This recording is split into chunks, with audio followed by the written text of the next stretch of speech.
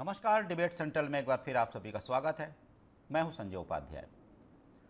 जैसा कि एक विषय आप ही देख रहे होंगे, बहुत दिनों से या मत कहिए कि ये चुनाव के समय या फिर उसके पहले से एक बड़ा विषय बना हुआ था जिस पर लगातार चर्चा हो रही थी।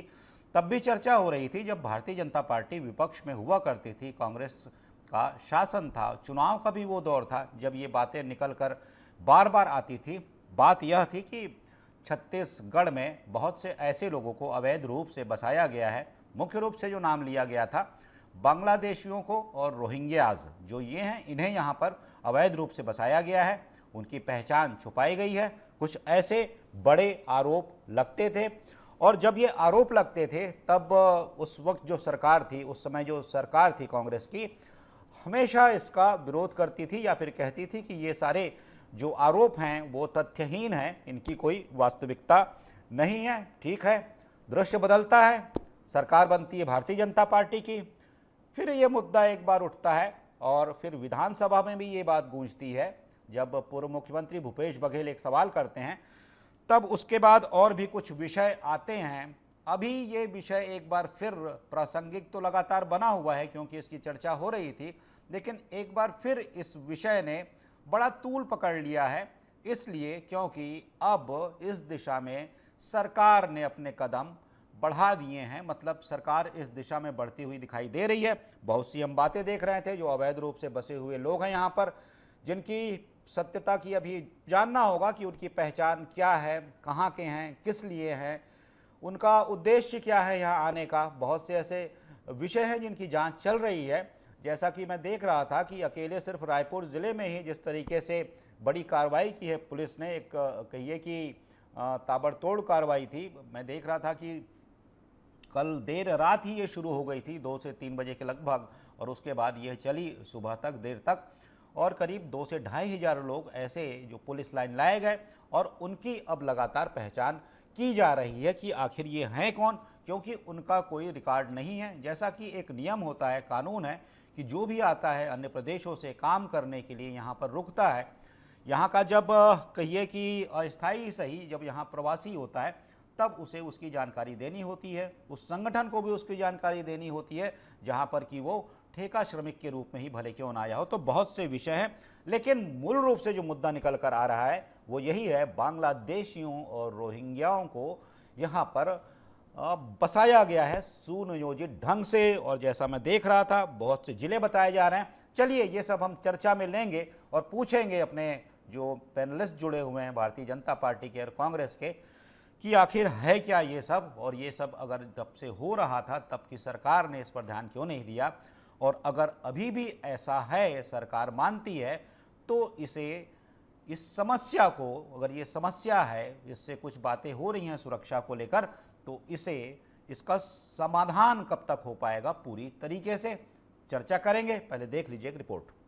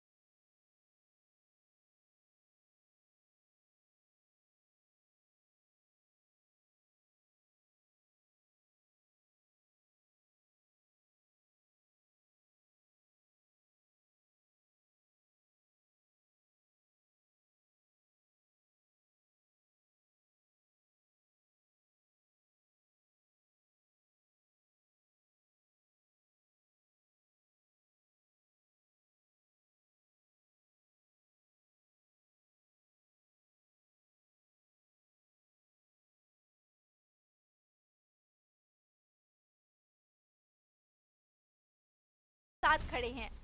साल भर से सरकार चला रही है, साल भर में अपराध कंट्रोल नहीं हो पाया है और राजधानी पूरी तरह से अपराध का गढ़ बन गया है।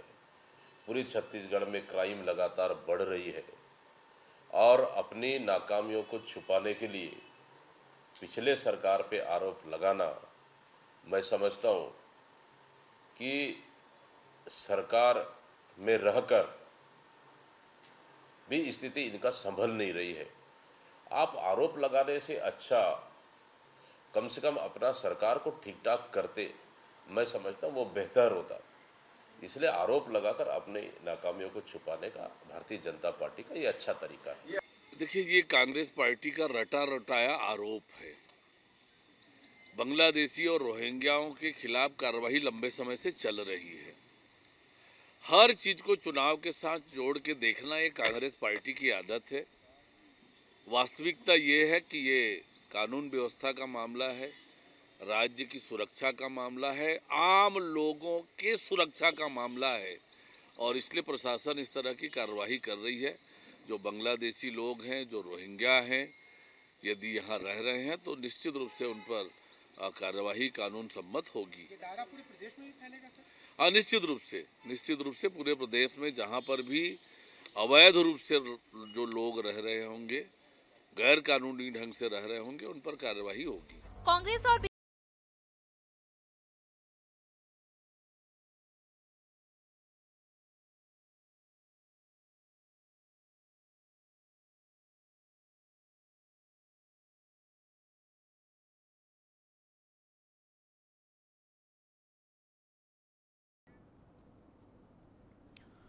तो यही बात है। देखिए, जो पूरा विषय था हमने बताने की कोशिश की, बहुत से विषय छूटे हैं, कुछ पहलू छूटे हैं।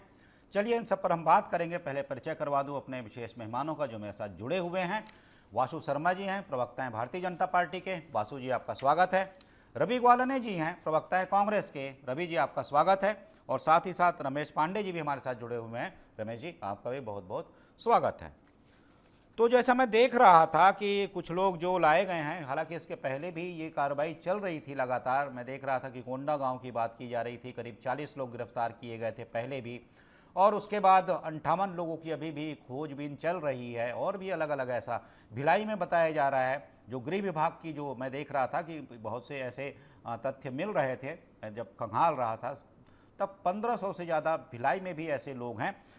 और भी पूरी संख्या अगर जोड़ी जाए तो पूरे प्रदेश भर में इनकी संख्या बड़ी हो जाती है। कवर्धा की जैसी बात हो रही थी, राजनांदगांव में भी कुछ इस प्रकार की स्थितियां बताई जा रही हैं। ऐसे विषय जो हैं जांच में, मैं कह रहा हूं जो जांच की जा रही है उसमें कुछ तथ्य ये निकल कर आ रहे हैं।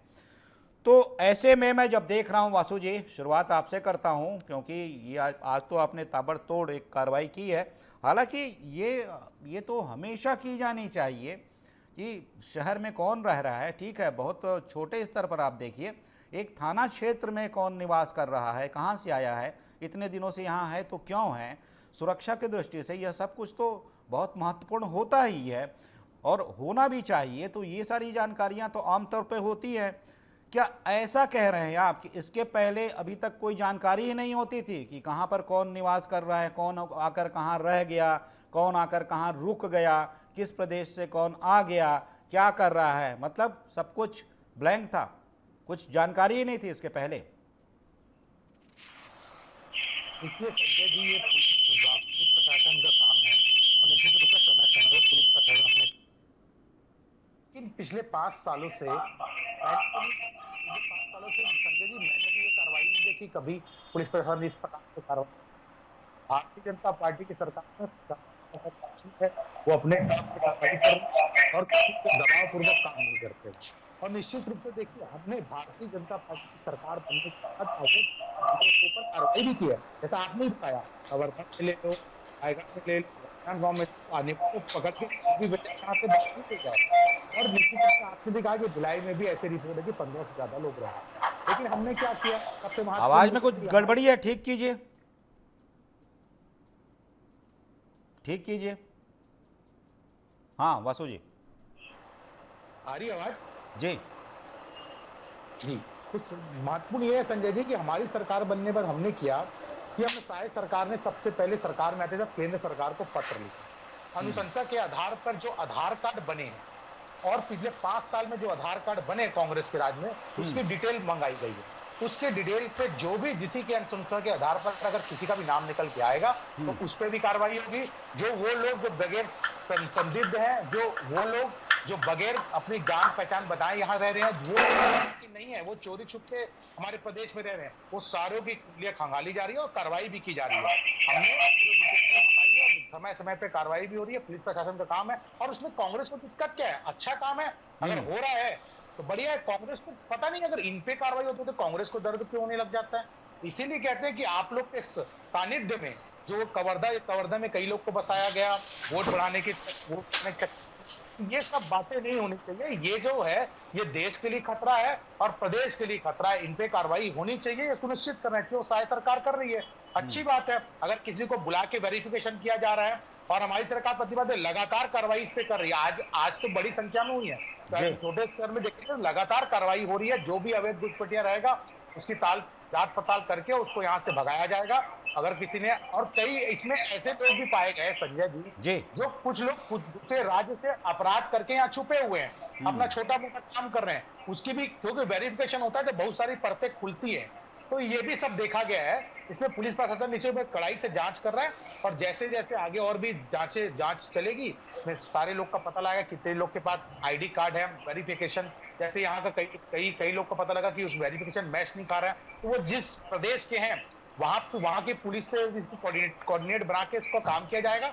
यहाँ पर छत्तीसगढ़ में अवैध घुसपैठियों की जगह नहीं है, क्योंकि यहाँ पर छत्तीसगढ़ शांत प्रदेश है और यहाँ पर जो क्राइम कर रहे हैं कहीं ना कहीं लगाम इससे लगेगा अगर हम इसको इस ओर ध्यान देंगे। ठीक है रवि जी, आप भी कह रहे थे कि अपराध कंट्रोल नहीं हो पा रहा है, कंट्रोल कीजिए। तो ठीक है, ये अपराध कंट्रोल करने की दिशा में ही तो कदम है।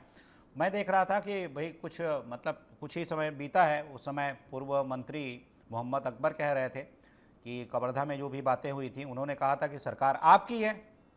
आपने कहा था रोहिंग्या हैं बड़ी संख्या में, चुनौती दी थी, हैं तो उन्हें पकड़िए, बाहर निकालिए। तो ऐसा अगर किया जा रहा है तो इसे चुनाव से जोड़कर क्यों देखना? अगर ये अच्छा काम हो रहा है तो इसका स्वागत होना चाहिए, साथ देना चाहिए।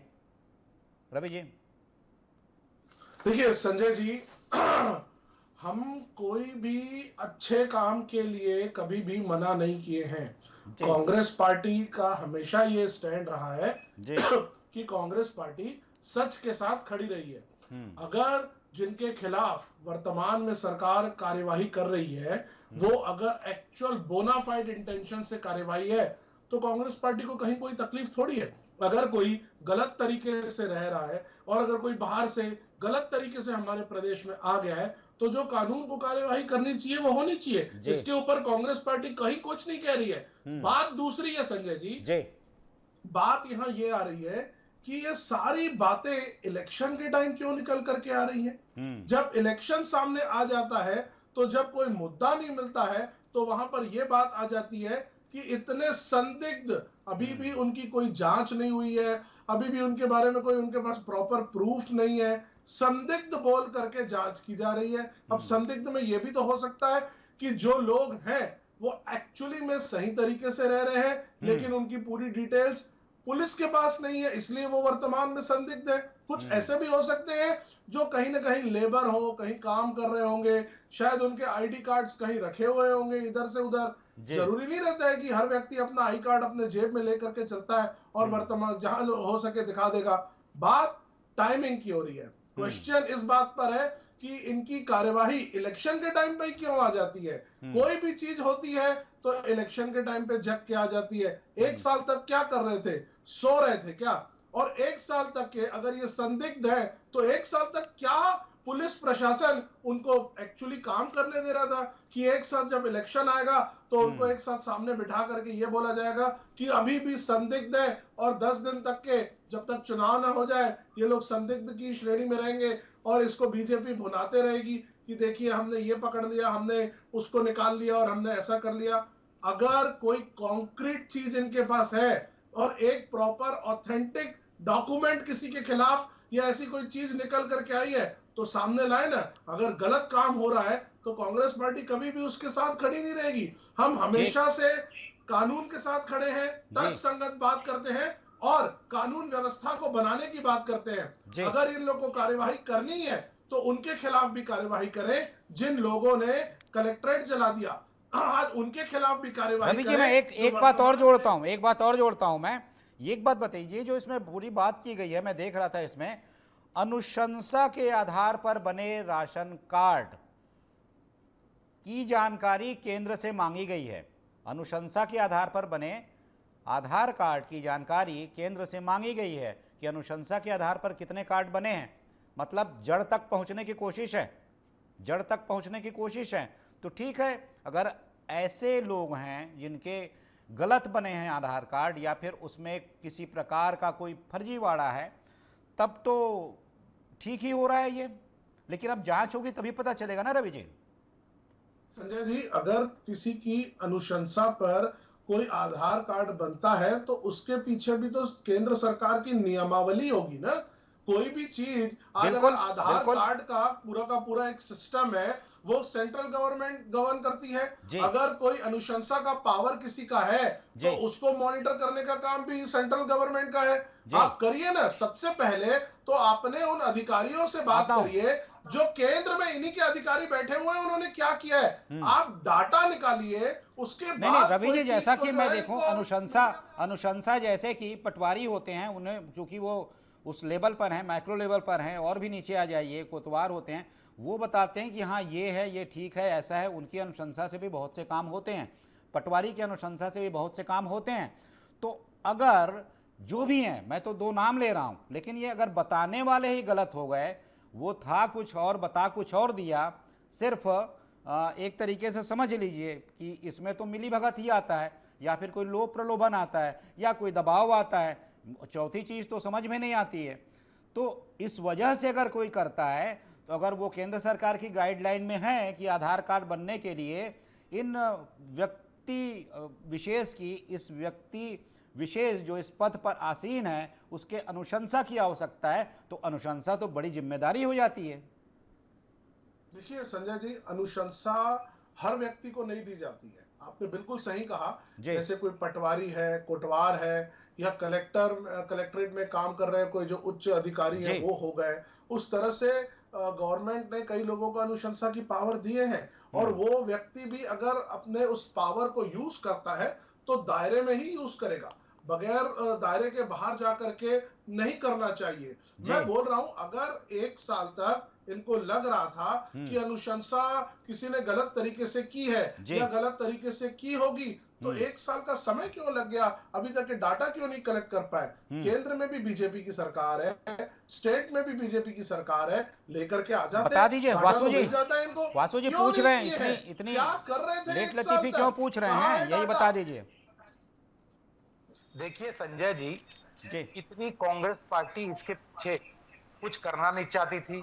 हमने तो कम से कम कार्रवाई चालू की है। आपके जमाने में 5 साल में कहा तो रवि जी उदाहरण पेश कर दे कि एक आध रोंगियाओं के ऊपर कार्रवाई हुई हो तो मैं मान जाऊंगा। यही तो नियत है संजय जी, काम करने की। जो अवैध घुसपैठ को बचाने का आरोप जो इन पे लग रहा है, वो इसलिए लग रहा है। मैं आपको उदाहरण के साथ बताता हूँ। जब हमारी सरकार बनी और जो गोवर्धा की विशेषकर बात होती है, गोवर्धा में बात होती है कि अरे बहुत सारे लोग 2018 से 2023 तक के अरे फर्जी तरीके से मतदाता सूची में नाम जुड़ाए गए।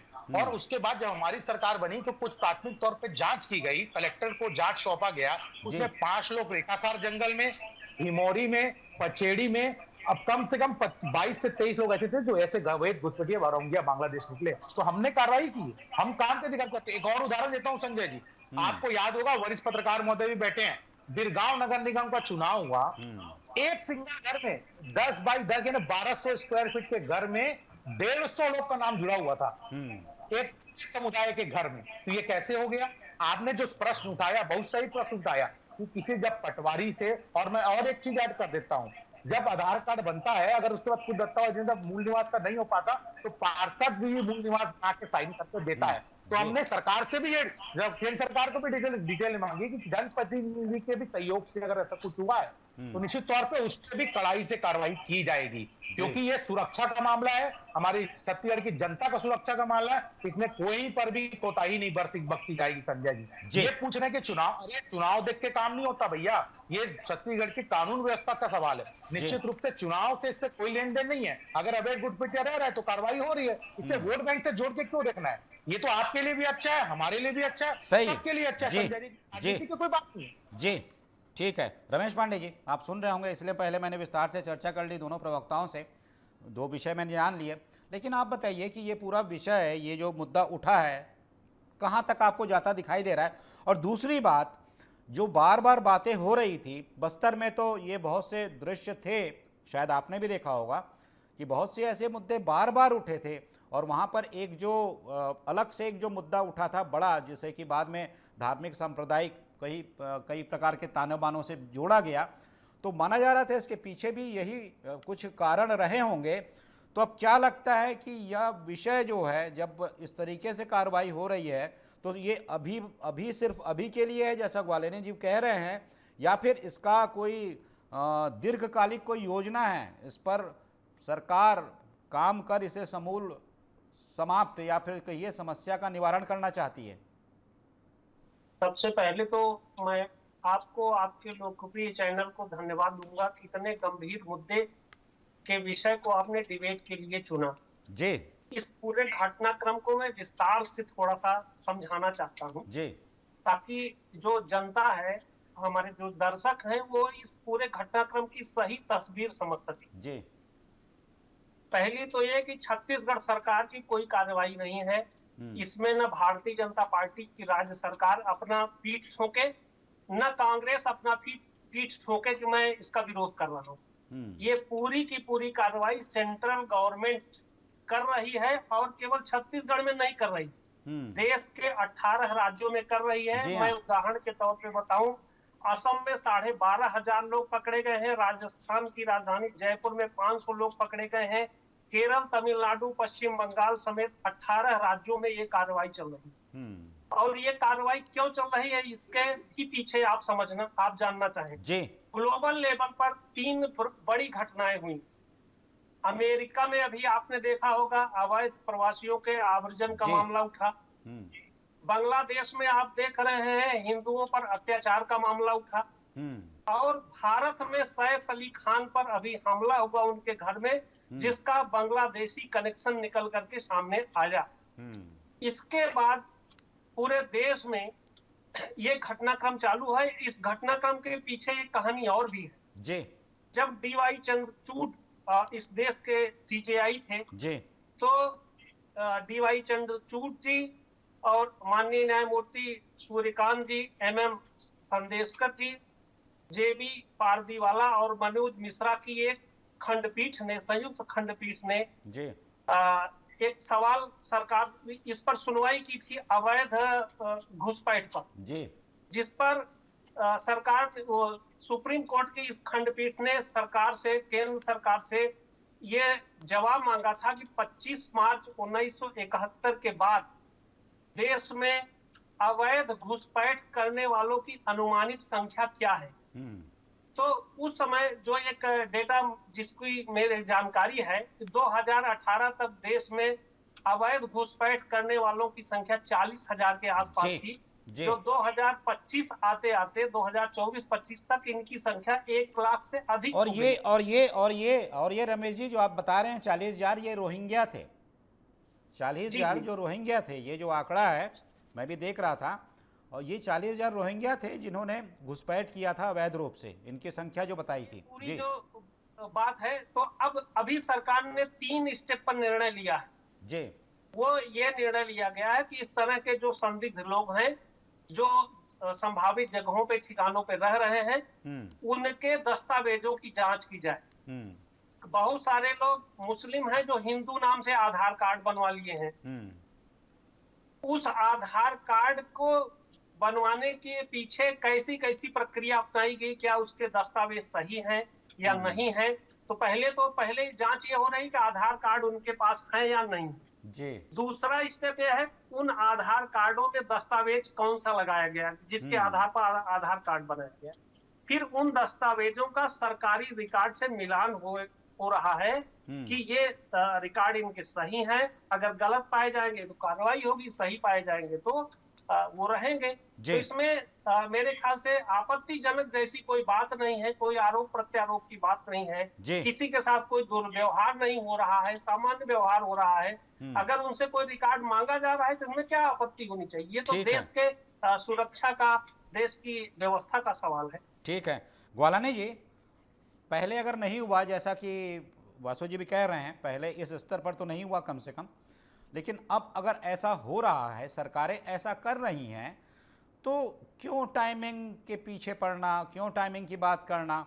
ये तो माना जाना चाहिए ना कि जब आप अच्छे काम की जब आप शुरुआत कर लें तभी शुभ योग है, तो स्वागत इसका होना चाहिए। या फिर आप विपक्ष हैं, ये विषय जैसा आपने शुरू में ही कहा, अच्छे काम में हम हमेशा साथ देते हैं, विरोध नहीं करते हैं।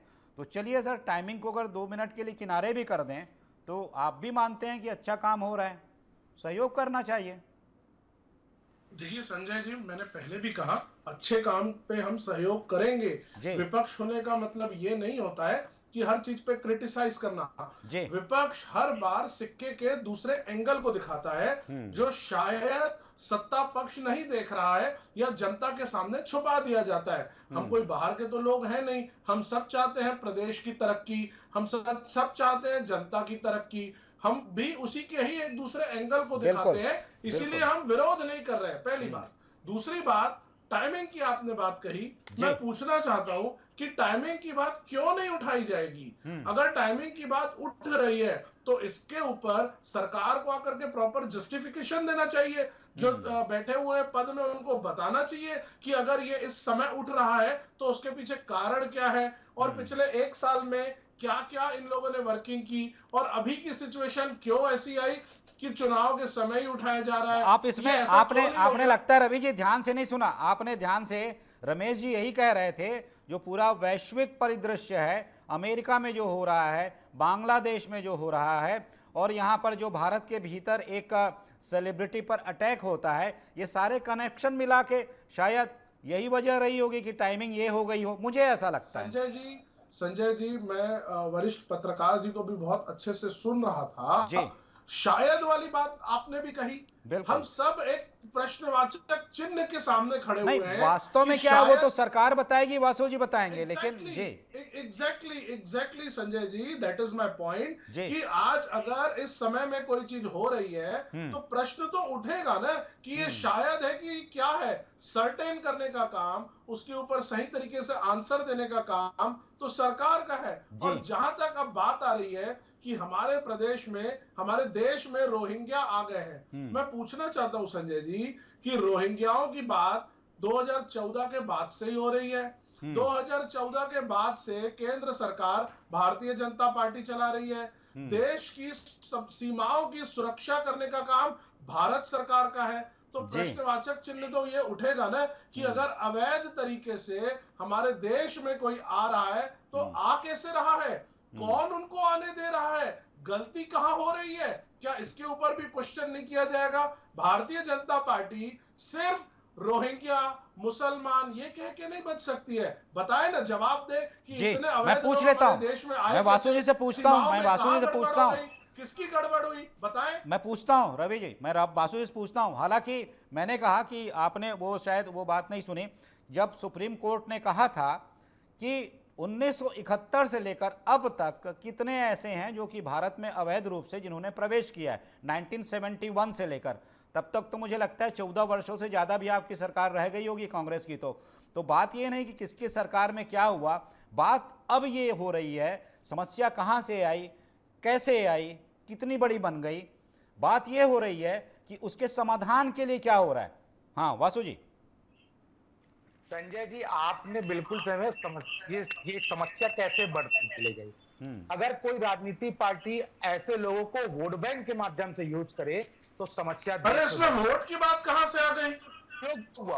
वोट की बात कहां से आ गई? आप जवाब दीजिए ना, कैसे आए हैं ये लोग, इस पे जवाब दीजिए। वोट की बात कहां से आ गई? अरे बिल्कुल मैं आ रहा हूं, आपकी बात पे आ रहा हूं भाई। दूसरी बात, अगर रवि गौलानी जी भारतीय जनता पार्टी सवाल कर रहे हैं तो कलकत्ता के इनके गठबंधन की सरकार टीएमसी से भी सवाल कर लीजिए, सबसे ज्यादा घुसपैठ उन्हीं लोग, वही सरकार करवा रही है। अरे भाई, बॉर्डर को सिक्योर करने का काम भारत सरकार का है, उसमें भी राज्य सरकार का क्या लेना देना? भारत सरकार अपना जवाब देना। रवि, आप सुनिए तो मैं धैर्यपूर्वक आपस में जाऊं। और दूसरी बात ये कह रहे कि टाइमिंग की बात आपने भी बताया, वरिष्ठ पत्रकार महोदय ने कहा केंद्र सरकार ये काम लगातार कर रही है, उसके निर्देश में राज्य सरकारें काम कर रही हैं। इनके जमाने में काम होता नहीं था, ये तो अपना वोट बैंक समझते थे। संजय जी, ये क्या फिर वोट बैंक? पुलिस यानी गई और उठा के ले आई। इनकी पहले पड़ताल की गई, इनको देखा गया कि कौन कौन से लोग ऐसे लोग हैं जो बगैर थाने में वेरिफिकेशन कराए इस राज्य में, इस शहर में, इस थाने के अंदर रह रहे हैं। ये सब जांच पड़ताल करने के बाद आज ये सब किसी को पता है क्या ये 2500 लोग को उठा के ले आया ऐसा? तो रवि जी थोड़ा तथ्यात्मक बातें कीजिए।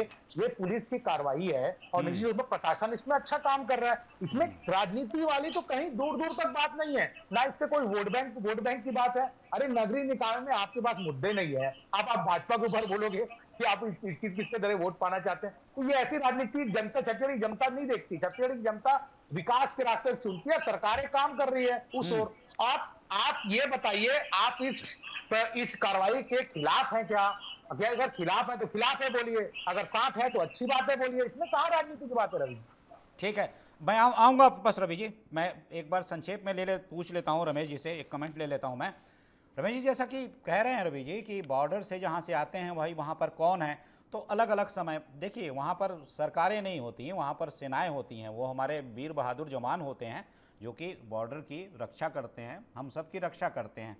वो जवान होते हैं वहाँ पर और वो अपना काम मुस्तैदी से करते हैं। लेकिन बाधा कहाँ आती है? राजनीति यहाँ बाधा आती है, जो प्रकार के जो भी काम होते हैं। लेकिन मैंने कहा जब अलग अलग सरकारें थी, केंद्र हो या अलग अलग राज्य हों, तब ये सब अगर इन्फिल्ट्रेशन होता है, अवैध रूप से ये जो आते हैं लोग अवैध रूप से बसते हैं, तब इसमें बड़ी भूमिका उन राज्यों की भी बनती है कि जहां वो आ गए। आज अगर छत्तीसगढ़ में ये वेरिफिकेशन हो रहा है, आधार कार्ड खंगाले जा रहे हैं, अलग अलग राज्यों में भी ये सब हो रहा है, आप भी बता रहे हैं, आसाम में हो रहा है, उत्तर प्रदेश में हो रहा है, बहुत से राज्यों में हो रहा है, बिहार में हो रहा है, ये काम चल रहा है अब। तो ऐसे में राज्य सरकारें अगर नियमित अगर हर स्तर पर नियमित रूप से ये काम करें, तब तो मैं समझता हूं कि आने वाले दिनों में ये समस्या ही जड़ से समाप्त हो जाएगी। लेकिन जब ये काम करे वेरिफिकेशन का, जानने का, समझने का, तब उसमें वो सारे टूल्स, सारे पहलू उस तरीके से खंगाले जाएं और देखे जाएं। और सबसे इंपॉर्टेंट चीज़, सबसे महत्वपूर्ण चीज़, प्रयास ईमानदार हो। जी रमेश जी। जी, मैं जो बात आपने कही बिल्कुल सही बात कही। मैं इसमें एक लाइन और आगे बढ़ा के जोड़ता हूँ जी। इसमें केंद्र सरकार, राज्य सरकार और हमारे ऑफिसर्स का तो महत्वपूर्ण योगदान है ही जी। देश के प्रत्येक नागरिक का, बिल्कुल, प्रत्येक पॉलिटिकल पार्टी के मेंबर्स का, प्रत्येक एनजीओ के मेंबर्स की ये नैतिक जिम्मेदारी है कि वो अपने देश की सुरक्षा के प्रति सजग हो और जो इस तरह से अवैध घुसपैठ करके अवैध आव्रजन के माध्यम से लोग रह रहे हैं, उनको चिन्हित करें, उनके खिलाफ जो मानवीय तरीके से कार्रवाई की जा सकती है अपने देश की सुरक्षा के हित में, वो कार्य करना चाहिए। संक्षेप में रवि जी, और संक्षेप में आप वासु जी, बहुत संक्षेप में। सर, सबसे बड़ा नेटवर्क आपका होता है, प्रदेश की बात करूं, देश की बात करूं, जहां जहां आप हैं, सबसे बड़ा नेटवर्क आपका होता है। आपके कार्यकर्ता बूथ स्तर एक एक घरों तक पहुंचे होते हैं। सबसे पहली जानकारी तो आपको होना चाहिए। प्रशासन और बाकी वो आप ठीक है, उनकी जिम्मेदारी बनती है क्योंकि वो उस कर्तव्य के लिए नियुक्त किए गए हैं। लेकिन पहली जिम्मेदारी तो आपकी बनती है सर कि अगर आने वाले दिनों में ये स्थिति न बने या फिर इसका समाधान खोजा जाए, तो पहले आप लोग हैं, पहले सबसे इम्पोर्टेंट, एक मैंने कहा कि घर घर तक आपकी पहुंच है। एक घर का आपका कार्यकर्ता घर के एक एक सदस्य को जानता है। आप दोनों की जिम्मेदारी ज़्यादा बड़ी बनती है। पहले रवि जी, जल्दी सर, समय की बाध्यता है। देखिए संजय जी, मैं आपको ये कहना चाहूंगा कि कांग्रेस पार्टी हमेशा से कानून के साथ रही है। कांग्रेस पार्टी ने देश की सुरक्षा के सामने किसी भी प्रकार का समझौता नहीं किया है। समय समय पर जो इस तरह की गलत एक्टिविटीज हुई है उसके ऊपर कार्यवाही करती रही है। और अगर कोई गलत तरीके से हमारे देश में या हमारे प्रदेश में घुस के आ गया है तो कभी भी उसका समर्थन हम नहीं करेंगे।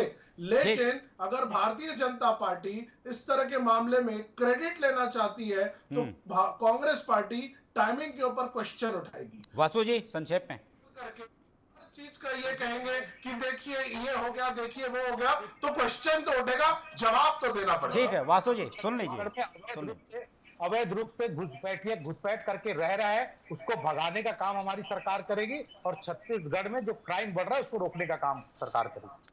ठीक है, तो चूंकि समय की बाध्यता है, विषय बहुत बड़ा था, काफ़ी चर्चा हो सकती थी, और भी कुछ विषय, कुछ पहलू, कुछ आयाम छूटे हुए हैं, फिर कभी बात करेंगे इस पर। आप सभी इस चर्चा में शामिल हुए, बहुत बहुत धन्यवाद। वासु जी आपका बहुत बहुत धन्यवाद। रवि जी आप शामिल हुए, आपका बहुत बहुत धन्यवाद। रमेश जी आप चर्चा में जुड़े, आपका भी बहुत बहुत धन्यवाद इस चर्चा में शामिल होने के लिए। तो जैसा कि विषय बड़ा है और इस पर बहुत से और भी बातें हो रही हैं, ठीक है, लेकिन मैंने तो पहले भी कहा था, अलग अलग विषयों पर मैंने ये बात कही थी कि जब सरकारें कोई भी काम करती है तो वहाँ पर जो विपक्ष होता है, जो उपस्थित विपक्ष होता है, वो लगभग ऐसे ही कुछ सवाल उठाता है जो आज उठाए जा रहे हैं। ये दृश्य बदलता रहता है, जब सत्ता और विपक्ष की भूमिकाएं बदलती रहती हैं तब ये सारी चीज़ें भी बदलती रहती हैं, लेकिन आमतौर पर, लेकिन महत्वपूर्ण विषय यही है, जैसा मैंने चर्चा के अंत में कहा कि सबसे बड़ा नेटवर्क जो होता है इन राजनीतिक दलों का होता है, इनके कार्यकर्ता बूथ स्तर और उससे भी नीचे जो घर घर तक पहुंचते हैं, एक एक घर उनकी पहुंच में होता है, तब निश्चित रूप से ऐसी कोई अगर समस्या हो और उनकी भी भूमिका बड़ी हो, या फिर कहिए वो भी इस पूरे विषय को उसी गंभीरता से लें, तब भी इस समस्या का समाधान बहुत ही आसानी से संभव है। हालांकि प्रशासन अपना काम कर रहा है, शासकीय तंत्र अपना काम कर रहा है, और जिस तरीके से कार्रवाई शुरू हुई है तो यही माना जा रहा है कि ठीक है, लेकिन अब देखना है कि आने वाले दिनों में इस पर और कितनी राजनीति होती है, या फिर ये भी हमको देखना होगा, हम ये जानने की और देखने की लगातार कोशिश करेंगे कि इस समस्या का क्या सचमुच कोई ठोस समाधान निकल पाता है राज्य स्तर पर, राष्ट्र स्तर पर। तो आज की चर्चा में सिर्फ इतना ही, किसी महत्वपूर्ण विषय पर फिर मिलेंगे, फिर बात करेंगे, तब तक दीजिए आज्ञा, नमस्कार।